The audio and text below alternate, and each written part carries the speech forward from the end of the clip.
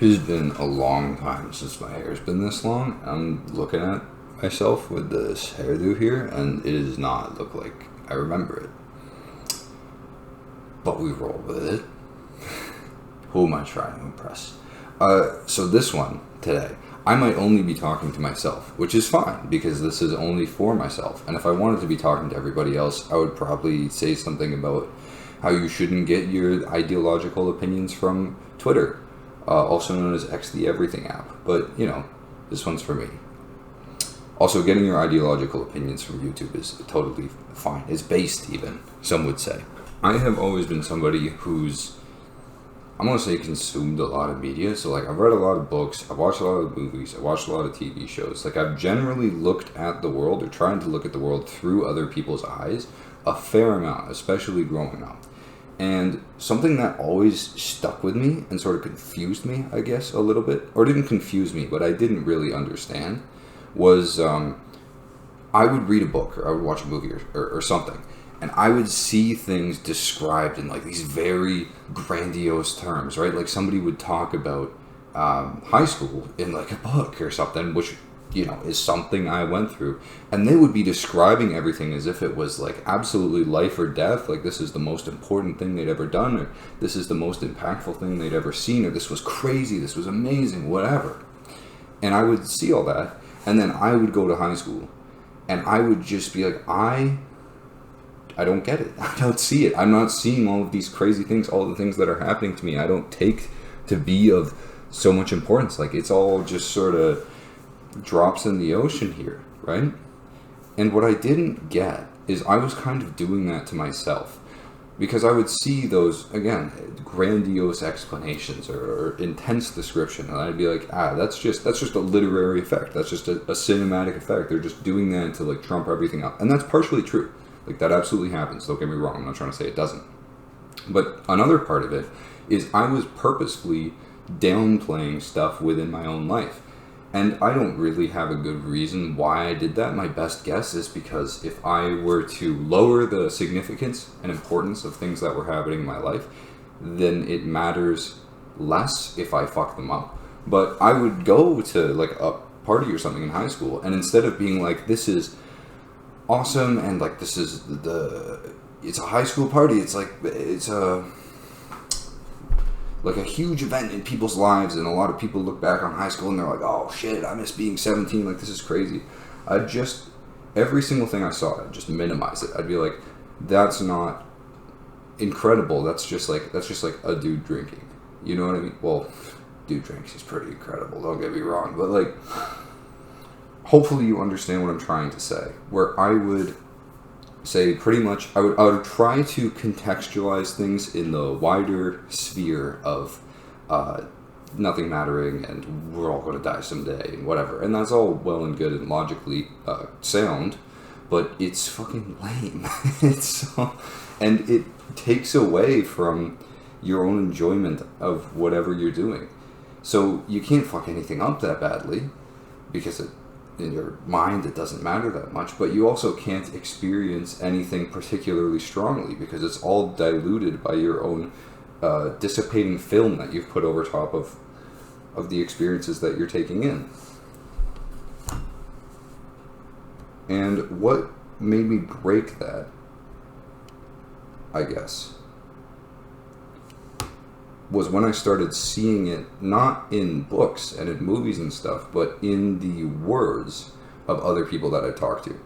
A notable example, or well, I don't even need a notable example, but I would go to, like, I would have the same experience as somebody else, right? We would both go to the same event, or we'd both have the same experience, we'd both do the same thing, and we would come back, and this goes This goes hand in hand with what I was talking about, I don't know, a couple of days ago, the Admire Uselessness video. So I'd go to the same event as somebody, and we'd come back, and you'd ask me, and I'd be like, it was nothing. It was unimportant. It was uninteresting. And you'd ask somebody else, and they would describe it in the same way that I'd seen things described in movies and in shows and in books, and that cracked that barrier for me where I was like, this is not just literary and dramatic and cinematic effect. This is legitimately how people are experiencing the world. And I'm preventing myself from being able to do that. It's not about... I used to think just nothing interesting happens in my life. I was like, well, so maybe those things exist. Maybe these super strong emotions exist, and nothing is happening in my life that's crazy enough to incite them in me. That wasn't the case at all. Those things are commonplace. The events that shape and define your life and are world-changing and memory-making, they happen every single day. They happen all around you, and they don't announce themselves. And I failed to grasp that. I thought they just weren't a part of my life. And it took me seeing them impact other people to realize, yes, they are a part of my life. They're a part of everybody's life. And there's two sort of ways to deal with that once you realize that. And one I think is productive, and one I think is a little bit misguided. The first being, the misguided one, being, oh my God, everything's important. And just layering massive pressure upon yourself at every minute decision, because like, oh my God, shit actually matters now. Like this is my life. Like there's only so many things that happen, and every single one of them is going to matter and whatever. And I think it's wrong for a number of reasons, but I think the very simplest thing you can look at and do is, okay, yes, everything now matters extremely. Everything is so important. Everything matters a ton. And your decisions will weigh on you heavily. Are you at your best capacity for decision making when you are in a state of constant worry, panic, and stress because everything is so important that you can't possibly grasp it or make a decision because it could be the wrong one? And the obvious answer is no. You'd just be screwing yourself over. So without even considering anything else, you can just say, even taking for granted that everything is super important and all of your decisions do matter a lot, you got to put yourself in the best possible headspace for those things. They matter so much. And that involves not worrying about them. Because if you are in a state of mental emergency over whatever the heck is going on, you're going to shoot yourself in the foot in some way. That's just human nature, right? So relax. The second way to experience this, to contend with this, that I think is much less misguided, is to allow things, mundane things in your everyday life, to be special and to be important and to be impactful. Allow the friend that you hang out with, right? Instead of just being like, I'm hanging out with my friend. Like, that's a part of your life, man. That's a genuine, important human connection. Like, that's the core of one of our greatest experiences as people, which is connecting to each other. Allow it to be an important thing. Allow it to be a special thing, right? I think that's a great way to approach it. And the reason I bring this up today is because it's New Year's, right? And for a lot of people, that's an eventful time. I'm going to leave it at that. It's an eventful time. And I think there's a lot of pressure. I've heard a lot of people talk about this where they're like, I don't like New Year's, or I like it less because it feels like there's a ton of pressure for it to be like the best night of your life. Like, it has to be so magical and amazing that it blows everything else out of the water, and it's just almost impossible for like one day to live up to that hype. So it just ends up sort of falling flat a little bit. And what I would say to that is you're mixing things here. What I mean by mixing things is there's the special events that happen in books or movies or whatever that are otherworldly, that are totally outside the realm of human experience, and they're incredible because of it, because they're so extraordinary, right?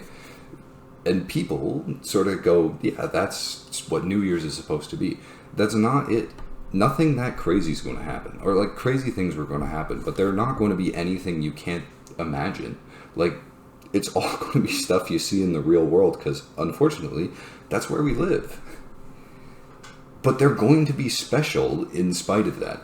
Don't try to make what is supposed to be a positive experience. Don't force it to be more than it is. Don't force it to be this otherworldly thing. Because It won't be. But it still, in spite of that, can be very special and very impactful and great in so many ways.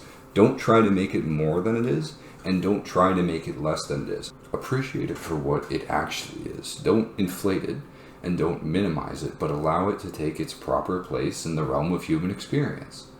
And this goes beyond whatever your New Year's plans may happen to be, although it applies to those as well.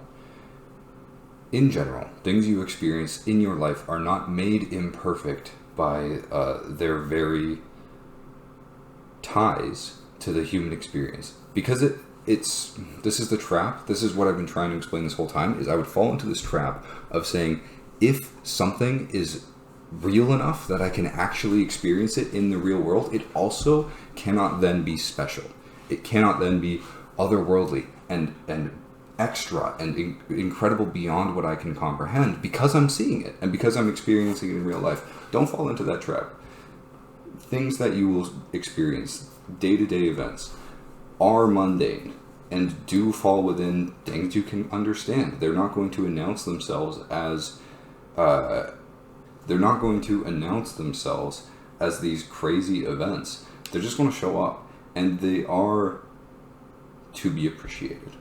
So that's what I'm trying to get at here, is allow yourself to appreciate and assign great importance to things that you're going to see today, tomorrow, and for the rest of the year. And that's kind of all I wanted to say about that. So on that note, I'll be back tomorrow, probably a lot less coherent. And I'll try to take my own advice, as always.